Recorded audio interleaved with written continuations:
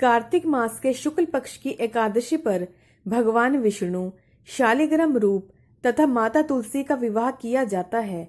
कई लोग द्वादशी तिथि पर भी तुलसी विवाह करते हैं। तुलसी भगवान विष्णु को अत्यधिक प्रिय है। तुलसी के बिना भगवान विष्णु भोग स्वीकार नहीं करते। तुलसी पूर्व जन्म में एक लड़की थी जिसका नाम वृंदा था, जिसका जन्म राक्षस कुल में हुआ था। राक्षस कुल में जन्मी यह बच्ची बचपन से ही भगवान विष्णु की भगत थी। जब वह बड़ी हुई तो उसका विवाह राक्षस कुल में ही दानवराज जालंधर से संपन्न हुआ। राक्षस जालंधर समुद्र से उत्पन्न हुआ था।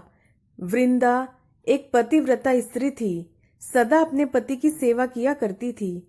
एक बार देवताओं और दानवों में युद्ध हुआ।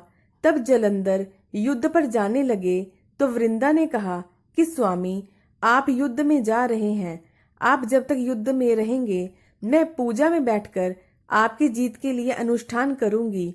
जब तक आप नहीं लौटते तब तक मैं अपना संकल्प नहीं छोड़ूंगी।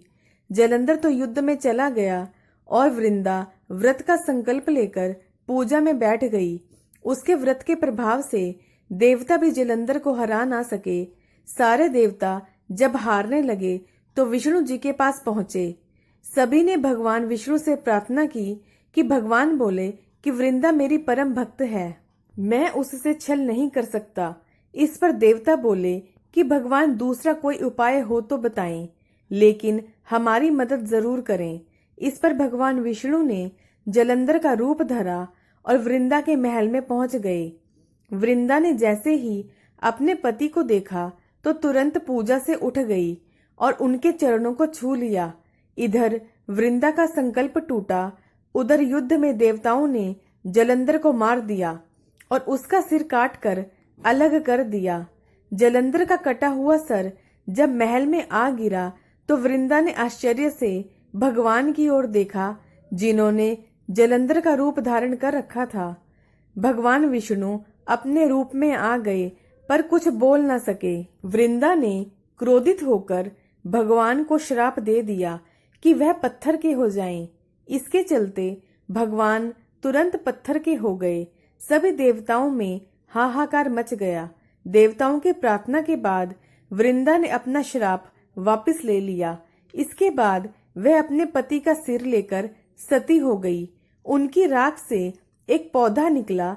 तब विष्णु भगवान ने उस पौधे का नाम तुलसी रखा और कहा कि मैं इस पत्थर रूप में भी रहूंगा, जिसे शालिग्राम के नाम से तुलसी जी के साथ ही पूजा जाएगा।